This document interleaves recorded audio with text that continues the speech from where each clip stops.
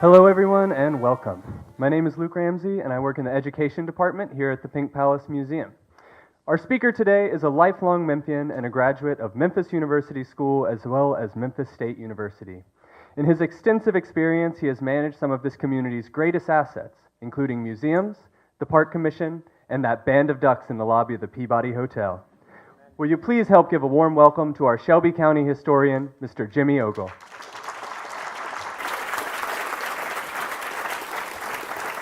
You know Luke is the MVP here. You know why? He put out the pink signs. 8 of them out there, right? Or 9 of them, right? 9 pink signs. How about that? This is a good story today. This is about, this is Memphis in the Roaring 20s. And of course, my version of it takes us from about 1912 to about 1935. Okay, I think you can't get into the 20s without starting into the early part of that. Thanking our sponsors right here, Vincent Astor, Phyllis Peterson, Erickson Group, University of Memphis Libraries and Communities, and Conversations at Rose College. Memphis in the Roaring 20s, here we go, folks. From World War I to the Great Depression is my definition of that. Here's some good resources for you: Memphis Heritage, West Tennessee Historical Society, the Registrar's Office, and Memphis Room at Hooks Central Library. Now, Memphis growth through the decade. Look at 1870, or after the Civil War. We had grown so much during the Civil War. We were a sanctuary city, had the in-migration from the Delta. Then the yellow fever hits us right here. Boom, we lose a lot of population. And then the in-migration from the Delta continues. The immigration from Europe, the Jewish, the German, the Italian, Irish all came in. 1900, we passed that mark of over 100,000. See the growth, 1910, 1920, 28%, 56% up to 1930, then 1940, 15%. Between 1900 and 1910, less than 10% of the people that lived in Memphis were actually born in Memphis. That's what a melting pot we were of all this freed slaves coming in, the sharecroppers and the Europeans. Between 1915 and 1920, America became an urban nation. In 1890, 40% of the people in this country lived on farms, but by 1990, only 1.9%. In fact, the Farm Bureau stopped taking the census. We became an urban nation during the first part of the 20th century. Here's annexations of Memphis here. You can see we got out to South Memphis there. That's from Union down to the train station. That's what we call the South Main area, or Beale. And then 1868, Fort Pickering going to the south down into here. And then we turned our back on the river when all the cars and trains started coming in and went all the way out to Cooper, quadruple the size of our city, Lenox out there, Binghamton, Orange Mound. And you notice how all these are on the 9 of the decade. So we get the census taken the very next year. So we don't have to keep up with all the expense of the first 9 years. We get the annexation in the 9th year, we get the big census. And so that kind of shows you how the growth came on out here, out to Goodlet in 1929, White Station 1950. Of course, 1900, the greatest day in Memphis history, passing the 100,000 mark right there. 1904, we had 8 automobiles, but by 1930, we had 52,000 automobiles. So you can see how the growth of that was. We became very automobile dependent. And look at the river commerce from 1920 to 1940 during this stretch. We tripled our river tonnage here. Along the river, the barges came in. The last steamboat to leave Memphis was in 1926. So one barge has the same capacity as 15 train cars or 58 semi-trucks. If you see a standard barge tow out there of 30 barges now, that's the same as 450 cars in a train that you're stopped counting over here. Usually stop about 150. And about 1,800 trucks on the highway and tanks of gas and drivers. So think of what the economy is of the river. Slow-moving items, bulk, coal, grain, iron, liquids, things like that. There's a Union Station right there, built in 1912. There's the interior. The Central Station, 1914, it still stands. So by 1914, we had our 9 different train stations consolidated down to 2, almost. There's an aerial of Central Station. Look at all these trains. I mean, you see this part right now. These are now apartments right now, but look at all these train tracks coming out. I'll show you another one in just a minute of all this. Some of the track, you probably still remember going down to that old Central Station, see the tracks there. The Falls Building, built in 1912. I put this up in 1912, is exclusively for cotton merchants because we're the cotton capital of the world. But the Alaskan Roof Garden was on top of there, and W.C. Handy premiered the St. Louis Blues out of the Alaskan Roof Garden in 1916. So there's Memphis in 1915. You don't see the Sterick Building. You don't see any of the buildings of the 1920s we're going to go through. There's Piggly Wiggly again. Big ice storm in the winter of 1916, 1917. There's the Harahan Bridge. So we got so many automobiles, we had to build a second bridge. The first bridge was a single-line railroad bridge. Harahan was 2 lines with cantilever supports on each side for the automobile traffic. This is now the Big River Crossing. That's what you see now. But here are the trains coming in. The train lines in 16, the automobiles in 17. That's kind of a tight squeeze right there. Coming around, no Riverside Drive, no expressway. And look, here's the South Bluffs at that time. All these trains coming here. This is the South Bluffs. That's it later on in the 1970s. This is South Bluffs in the late 1990s. That's the South Bluffs community. So all that went from all those train lines in there to an empty field. I used to go down there in the 80s and watch the fireworks from there. And that's all the community that's in there now and all around through here too. It's amazing what development has occurred in there. Again, there's the Federal Barge line again. Loading, it's still loading. See, this is still the industrial riverfront. President's Island didn't come around until the 1950s. So everything between the pyramid and all the way up the harbor, all the way down along Riverside Drive was industrial, down to the bridges. This is where Riverside Drive comes in 1935. I'll show you another picture in a minute, but they're loading off those bluffs right into these barges down there. Riverside Drive finally came in 35. We still had conveyor belts going over Riverside Drive.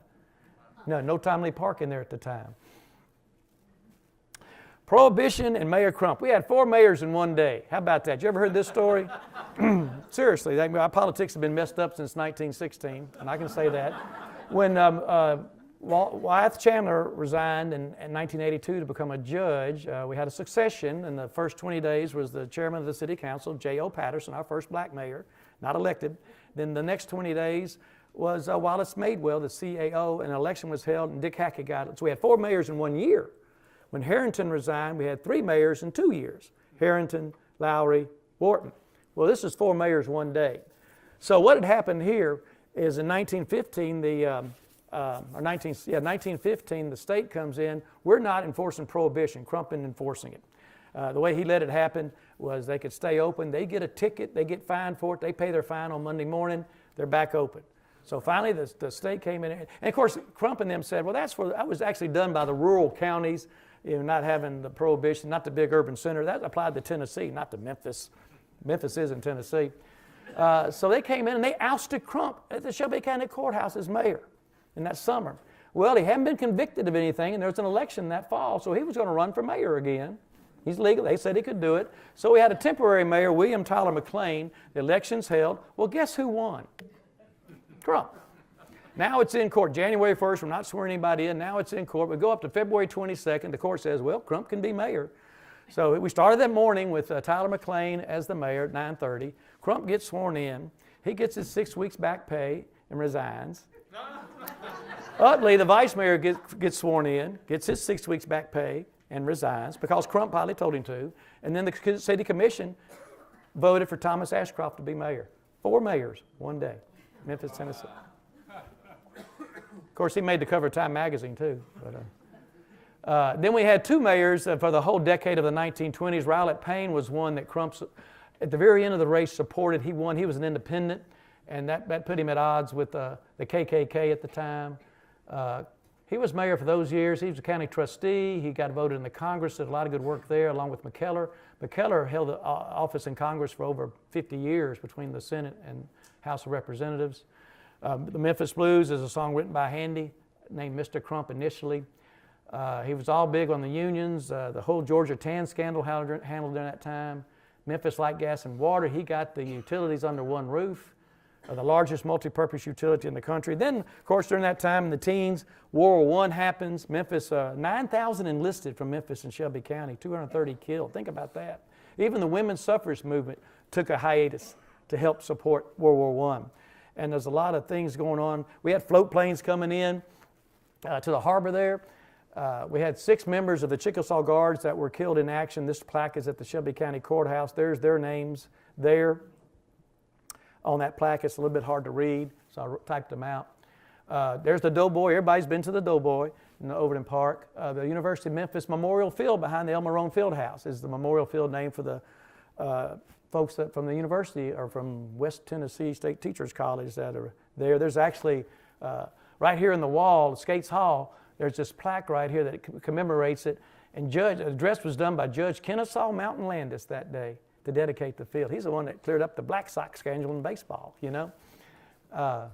There it is right there is what it says on the plaque. It's a little bit easier to read there. 1, 2, 3, 4 university students that dedicated their lives in the war. Germantown became Neshoba during that time because we were mad at the Germans, you know, and we had become Neshoba for a while. People were getting hate mail about that.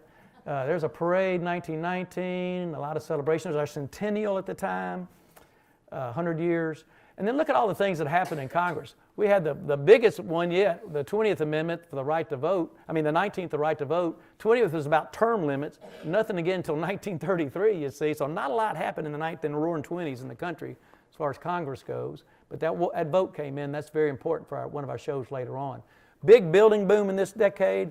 Look at the theaters, the parks, the buildings, Shelby County Building at the fairgrounds, the Shrine Building, Ellis Auditorium, Claridge House, Lincoln. Look at all these buildings, Peabody, Cotton Exchange.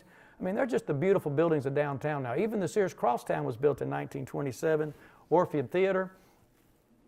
More things going on. The City Planning Commission was formed. The medical district began to grow. You know, University of Tennessee came in 1911, and Baptist opened in 1912, and Methodist 1918, Le Bonheur 1923. Red Acre Subdivision, C.A.'s Mooney and Alley won the Pulitzer Prize for their fight against the KKK. Tom Lee Park's heroic rescue. Southwestern came to Memphis from Clarksville, Tennessee. Armstrong Field opened. Charles Lindbergh landed there in his tour around the country. The Harbor Commission formed and annexation all the way to Goodlet. And we grew to 253,000 people. And the big deal about that was right over here you got Highland Street and you got a street right by, well, I'll just talk about it in the streets and bridges. That's how we got the name of the street. And we got telephone service too. We'll talk about that later on. Music in the 1920s, Furry, Minnie, Sleepy, and Abe. Sounds like Abraham, Martin, and John, doesn't it? Furry. Well, which one of these is not like the other? Abe. That's old fiddling Abe Fortas. He was actually born in downtown Memphis, lived on Pontotoc Street. That's right behind the FedEx Forum there. 8 years old. Or 13, I mean, he was a great violinist. He had big hands. He formed the Blue Melody Boys. He got $8 a night, which is a lot of money for playing a little band. Went to Southwestern, led the school orchestra. Went to Yale, got a law degree. Kind of was chaperoned by William Douglas, who was a future justice. Became a professor there. Then he joined the U.S. Securities and Exchange Commission, Public Works Commission, Department of the Interior. That's where he met Lyndon Johnson in the 40s. Was advisor to the U.S. delegation in the formation of the United Nations. He's a kid from Pontotoc Street. Used to play on Beale Street for money. In 1963, represented Gideon in the Gideon versus Wainwright. That's the decision where somebody doesn't have the money, they have a right to representation. He was up against McCarthy during the Red Scare. Became a U.S. Supreme Justice, 65 to 69. And then on the Supreme Court, he was known for advocating children's rights. Old Fiddlin' Abe, he looked happy there, didn't he? Hal Lansky has a picture when he was a kid like that. Hal goes, I finally grew into my ears. It's a picture we had with Elvis. Then in the 1930s, moved Jimmy Lunceford and Memphis Slim. Jimmy was a school teacher at Manassas and went all the way to New York and the Harlem Theater and Cotton Club. He rivaled Count Basie and Duke Ellington. Died at a very young age, but a school teacher out of Manassas. And then old Memphis Slim, his house is over there right by Stax Museum. It's a collaboratory now. But Memphis was the murder capital. Let's just get back to the unhappy side of Memphis during the 20s. Let's just go through a few of these things because we still have some of these problems to today, and I'm serious about this. Cocaine was sold by storekeepers. Wow. Addiction rates in the black community were 60 to 70%. Cocaine introduced to the city in 1922 by the Coca-Cola bottling company. And they finally took the cocaine out of the formula in 1905, you know. Entrepreneurs forged a direct link with the Colombian suppliers after that. Morphine had a street value of $75 per ounce. Okay, city was flooded with young girls, many becoming prostitutes and drug addicts. Brothels had white and black women. 3 o'clock in the morning, the back door was open for the colored people to come in to the brothels. 3 o'clock in the morning. Faulkner often wrote about those brothels in Memphis, and most people thought he was making that up. Only in the movies and in Memphis, folks. Drug dealers paired demand for drugs with demand for women as means for building economic and political empires. Developed blueprint for the modern-day drug syndicate, invented money laundering techniques that are used worldwide. 1919, Crump endorsed an independent, then fought the KKK in the 20s, and C.P.J. Mooney was fighting the KKK too. And C.P.J. Mooney, the editor, hated Crump. And then C.P.J. Mooney finally died in 1926, and that left Crump free to become the boss. And he controlled all the vice and drugs and gambling and everything right there. So that's where we are in the 1920s. It was a hot town. We finally got the airport commission formed and started. That's that area down there near Winchester right now. We see an airport. Streetcar route in the 1925. We still had a lot of people dependent on the streetcar routes. There's just shows the lines coming on out all through the community. Cotton Row, of course, between 1880 and 1920, 70% of the cotton crop in America was within 200 miles of Memphis. So we were the cotton capital of the world for sure. Here's Union Avenue. That's right. That's the oldest commercial building in Memphis right there. It was built in 1848. That was actually used as a hospital during the Civil War. Look at Mud Island out here with all these trees down here. That's going down the cobblestones there. Of course, there's Cotton Row. Look, there's Bob Akery right there. I see him. Right, that's you in it, Bob. You were a squidge. But his shoes, look at all the cotton. These poor folks had this cotton all over them. These poor old men didn't have any money, but they had a lot of cotton, you know. Squidges and snakes. What a mess Front Street was during that time. Looking at the Cotton Exchange building from the old library wall there. The trolley tracks come to Front Madison. This is Main Street right here. We're at Union Avenue looking north towards Court Square. There's the Water-Borne Building. There's the 10 South Main building right there. So this is what's built in the 1920s around the existing law school. It's there to this day. That's what you see. And that's what it used to look like. So we built the north, east, and south sides around, took down the two towers at that time, and that was the Customs House, Courthouse, and Post Office that later on became the law school that you see now. Of course, here's the library that finally got torn down in 1959. Isn't that a beautiful scene right there? And Court Square, there's that Jackson bust that's in the Shelby County Courthouse now. It stayed there through the 1920s. I found this picture at the Peabody Hotel in the garage on the wall. You can find pictures everywhere.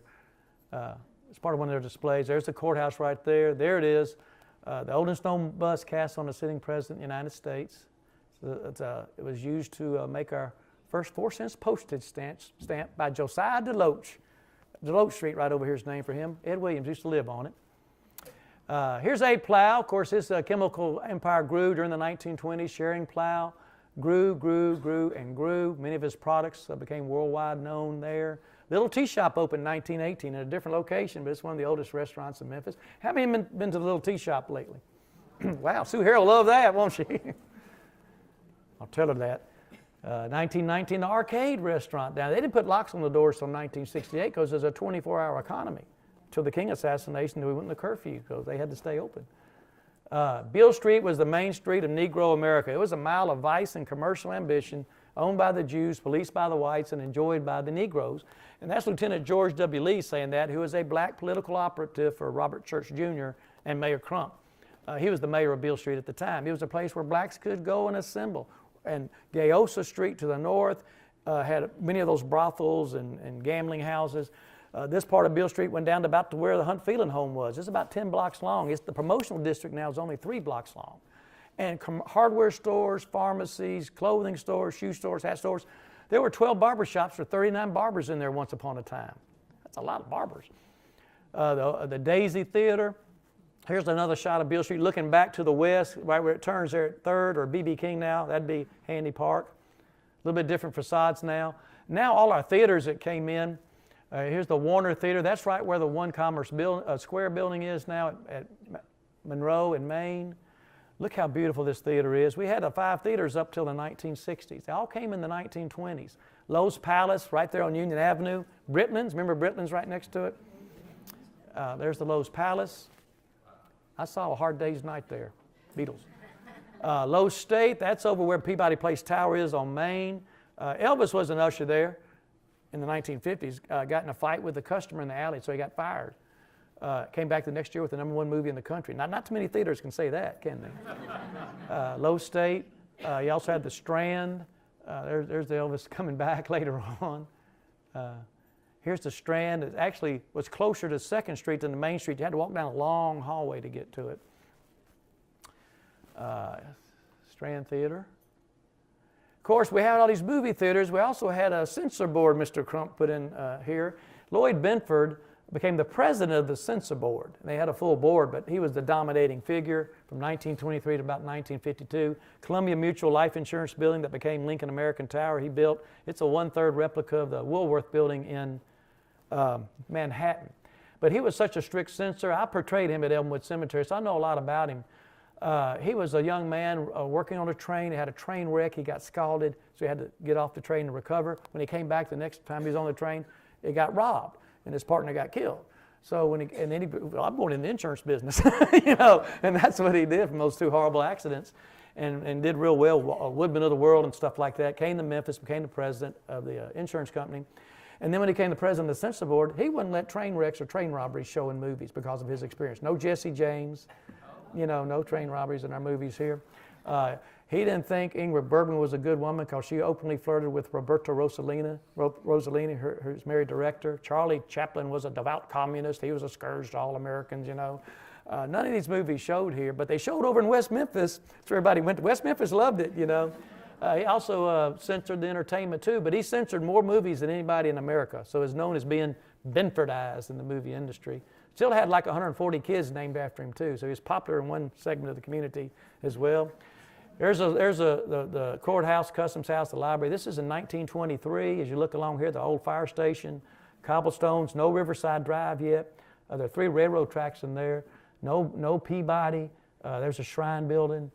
That building's still there, the Cotton Building. That's the cold storage building that the butcher shop used to be in. And the train, that's Wagner Avenue right there, Union. This street's 60 feet wide, this street's 80 feet wide, so the mules could come up and tack up there. So coming up 30 feet high and 100 feet there. So Russwood Park opened in the 1920s. Of course, you might have gone to a ball game there in the 50s. It burned down in the 1960s. Got a little fire action right there. Russwood Park burning down, but we had the Memphis Chicks baseball team. The fairgrounds came in 1923. The fair had been around several different places, like in the Midtown, the medical district. They moved out to the fairgrounds area. Of course, we got the Zippin' Pippin and the Carousel. John Morgan designed that Zippin' Pippin. That first ride up propels you through the whole drive, that first drop, all the way through a half a mile. It's doing real good up in Green Bay right now. This is the arena building. There's the Shelby County building built during that time. There's the Carousel back at the Children's Museum now. It was built in 1909. And we went to Forest Park then, had a fire. It came to Memphis in 1923. It was at Liberty Land until 2005. Now restored at the Children's Museum. Commercial Appeal wins the Pulitzer Prize in May of 1923. J.P. Alley, the great cartoonist, also won for their stand against, courageous attitude in the publication of cartoons and the handling of news in reference to the operations of the Ku Klux Klan. Very strong party here in the 1920s. In fact, we still have a building in downtown Memphis named after a member of the Ku Klux Klan. Has anybody said anything about that? Okay, never mind. WMCA radio station formed as a public service of the Commercial Appeal in 1927. During the flood, it was very helpful, but it was Memphis Commercial Appeal, WMCA. That's where its call letters come from. Same thing with WMPS. Their office was there at 2nd and Court. There's the flag that now flies over the Liberty Bowl. It was on that building in 1907. Moved on down to the Commercial Appeal on Union, then on out to the Liberty Bowl. Also had Welcome Wagon formed there in the 1920s. Mr. Bridges did that in that building. Remember that big globe on top of that building, the Welcome Wagon globe? That's when they let people come up and ring your doorbell, say nice things to you. People are scared to do that now, you know. There's the flag and there's the globe on the building. Just 2 tremendous structures. I wish we still had that globe around somewhere. I'm glad we got the flag on the Liberty Bowl. It's over 100 years old. The Farnsworth Building, that's the Three Sisters Building. You might know it, Union and Maine there. I asked Joey Hagan one time, what do you call this decorative treatment right here? He's an architect. He told me, that's called icing. Okay, that's icing in architectural terms. Just a very ornate building there, office building at the time, and then a department store. Shrine Building, 1923. The Shriners moved on out to Shelby Oaks, you know, but here's some of the interiors here. Again, it's all apartments or condos now. The 1924 city plan. So there's that area of South Main. Here's what South Bluffs is now, all those train tracks I showed you. Here's coming to Central Station. Here's coming to Union Station. There's about 40 railroad tracks in here, all coming to the 2 railroad lines right here, then going south as well and going out southern. That's the area of South Main right there. Here's a picture that they were thinking about a mud island a long time ago. That's in 1924. They had that. They didn't have a monorail, but they had a bridge over in that area there. There's the cobblestones. Hotel Claridge, 1924. It's still around. It's condos now, but the Balinese Ballroom was at the top. We had the Balinese Ballroom on top of the Claridge, the Alaskan Roof Garden on top of the Falls Building, of course the Skyway Room on top of the Peabody for entertainment. Here's some of the pictures of the Balinese Ballroom.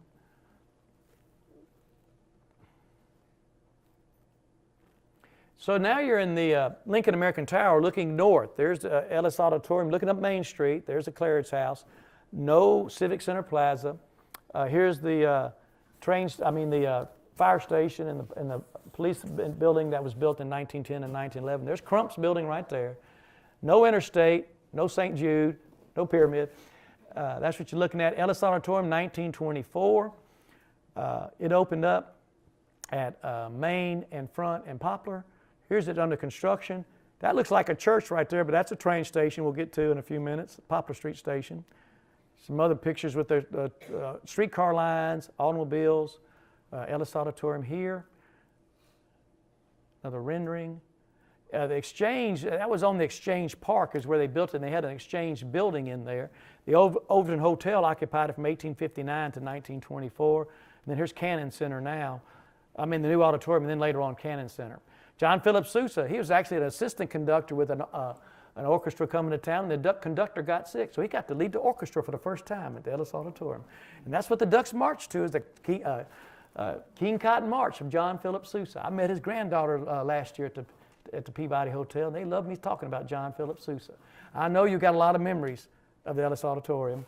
The old organ right there apparently went to Bartlett United Methodist Church. They saved a lot of these treatments here. These are in the building in the hallway on display.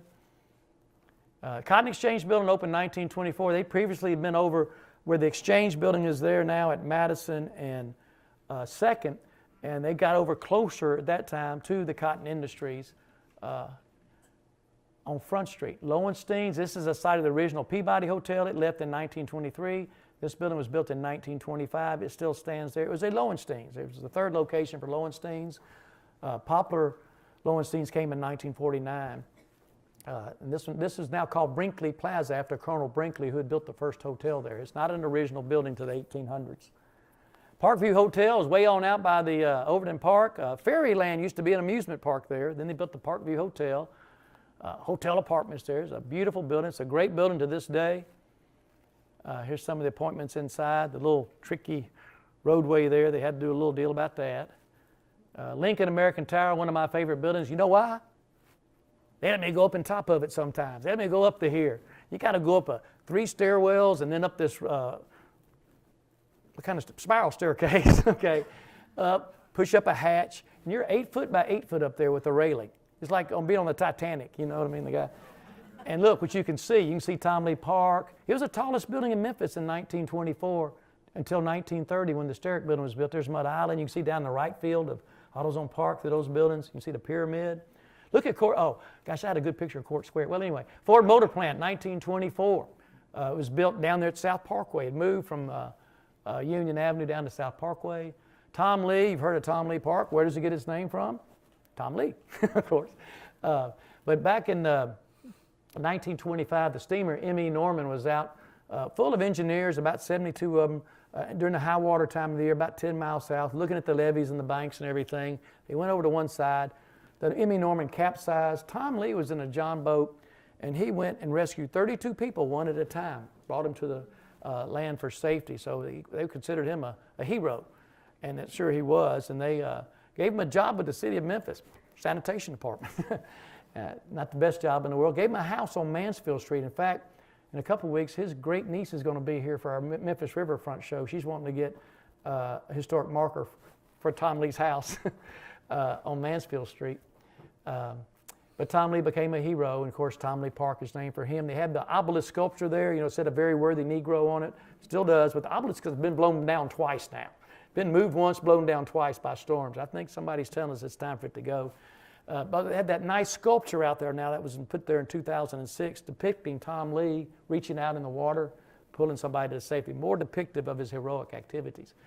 Peabody Hotel, 1925. Mississippi Delta begins in the lobby of the Peabody Hotel and ends at Catfish Row in Vicksburg, Mississippi.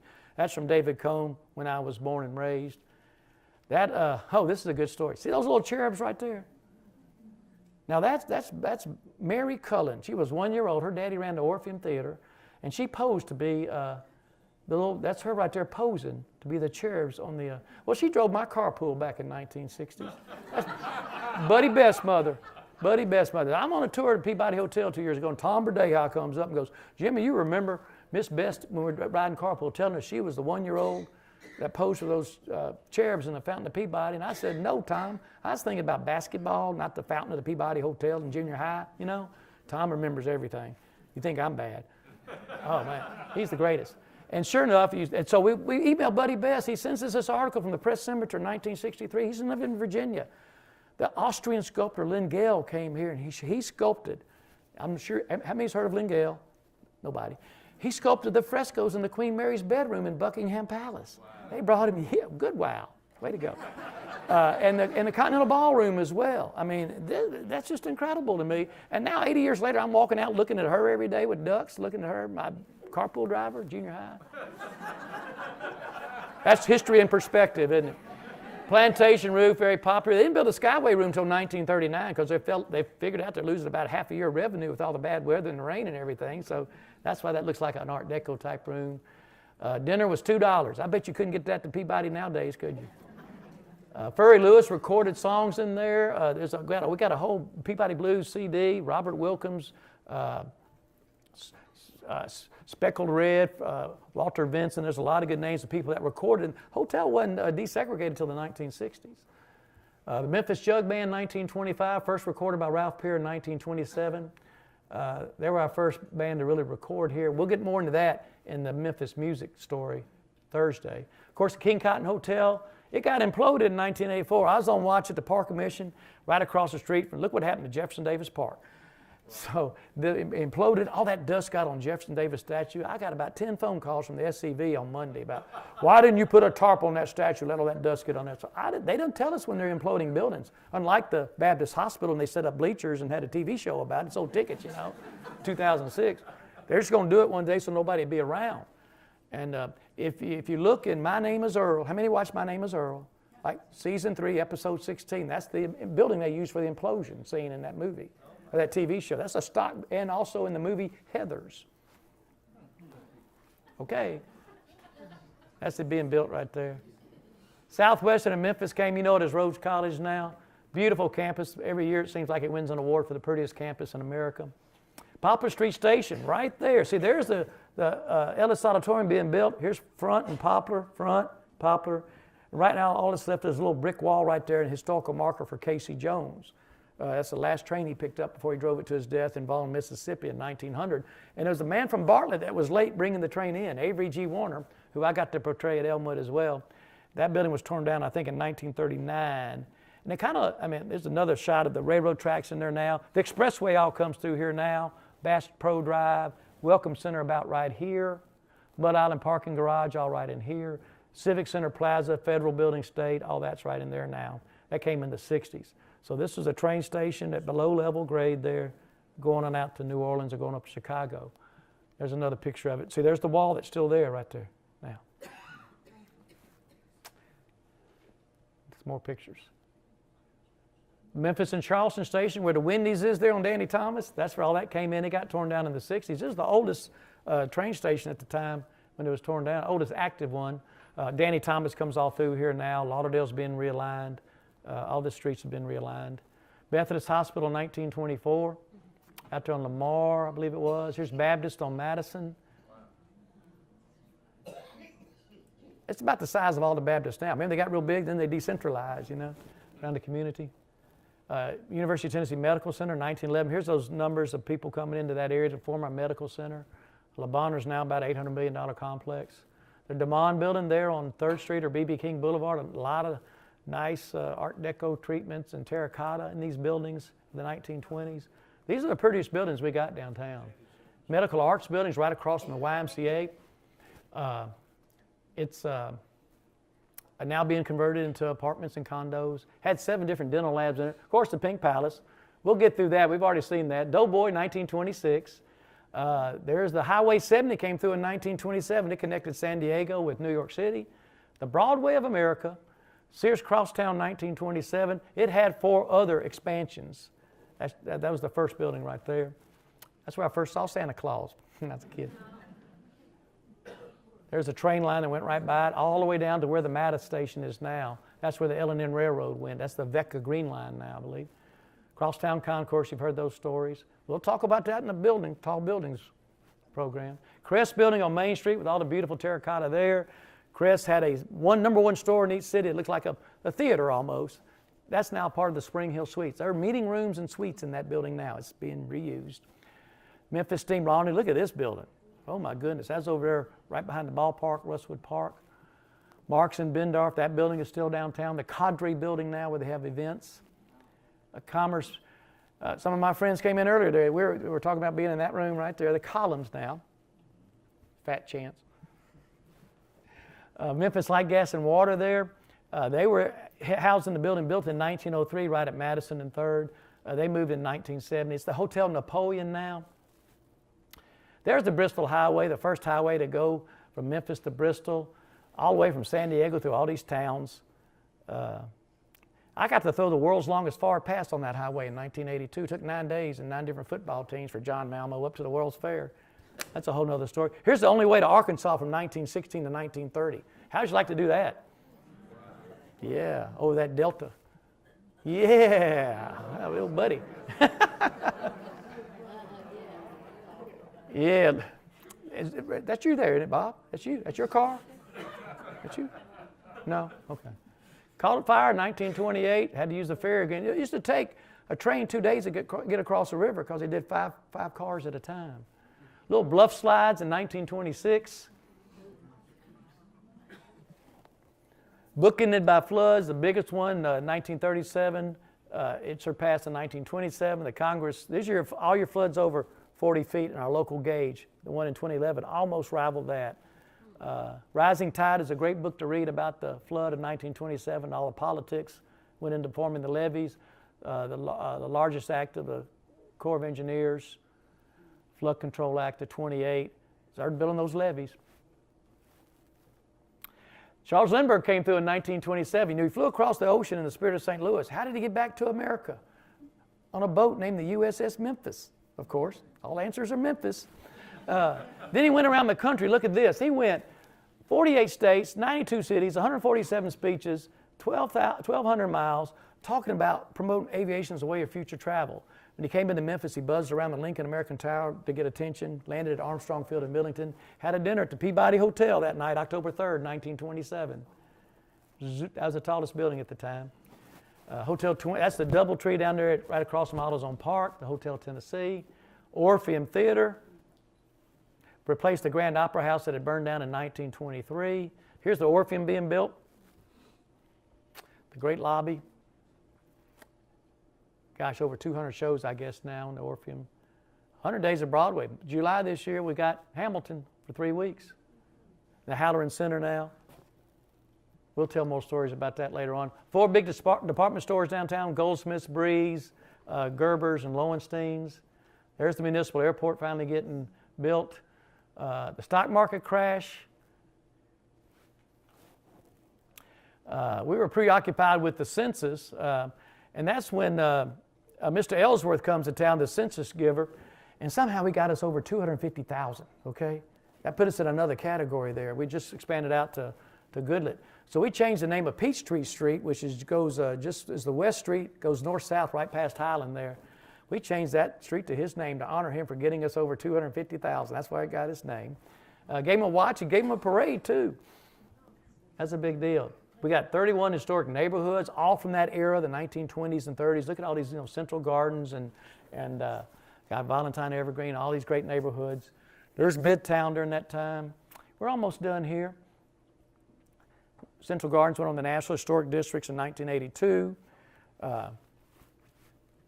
West Tennessee, Galloway, Memphis Country Club, Chickasaw.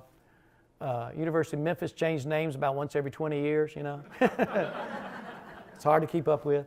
There it is. And this is named for Elizabeth Minders, E.M., right there, the daughter of Seymour Minders. The building's the shape of her name.